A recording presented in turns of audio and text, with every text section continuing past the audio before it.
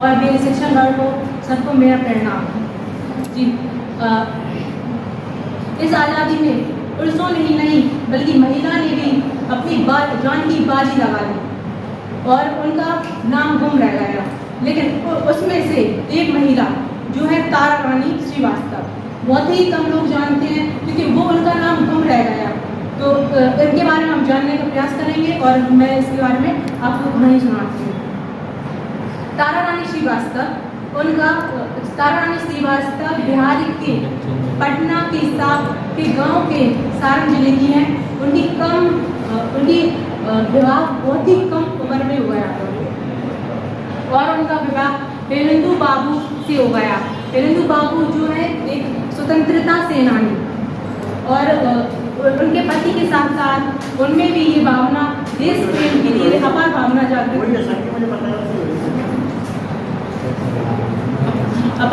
जागृत हुई। तो उस समय महिलाओं को बाहर जाने की अनुमति नहीं रहती थी और उनको घर में ही रहकर अपना पूरा जीवन यापन करना था। लेकिन उसमें से उनके जो पति थे पेरेंदु बाबू, वो एक विचारधारा वाले व्यक्ति थे और खुले विचार के थे।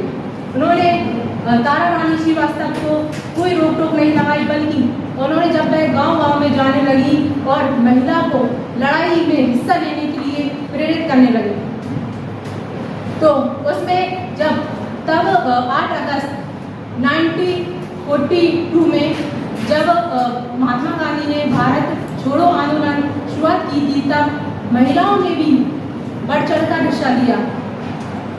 ये बात महात्मा गांधी ने स्वीकार की कि महिला भी ये प्रोसेस हो गई कि पुरुषों से ज़्यादा महिला बढ़ चढ़कर भाग ले रही हैं।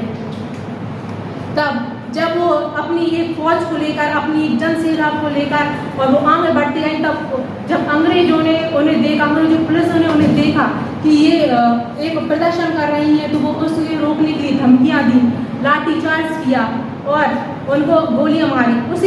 उनमें से वो गोली उनके पति को जगह दी।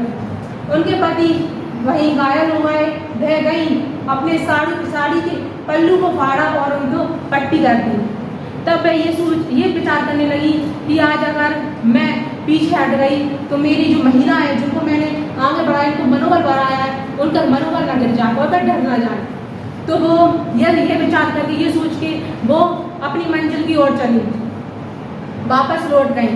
फिर उन्होंने महिला को मनोबल गिरने नहीं दिया और कहा, हिम्मत है, जान है, तो आज हम जान लगा ही देंगे, आज आपको हम आज़ाद स्वतंत्र बना ही देंगे। तो फिर वो गई। उन्होंने जब जो पुलिस स्टेशन पे उन्होंने झंडा लहराया, तब वो वहाँ से लौट कर आई, तो उनके पति की जब तक मृत्यु हो गई थी। अब नवविवाहित जो महिला होती हैं, उनके लिए अपने पति को खो देना कितने दुख की बात है, कितनी दुख की घटना है। ये घटना हम कल्पना भी नहीं कर सकते कि ये कितनी दुखद घटना है कि वो महिला अब अपने पति को खो चुकी थी। लेकिन फिर भी उन्होंने अपने पति की जान व्यर्थ नहीं जाने दी और वह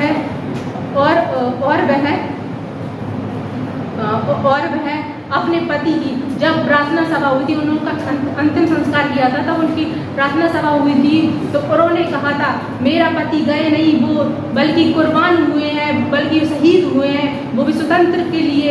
इससे बड़ा भाग की बात कोई नहीं होता।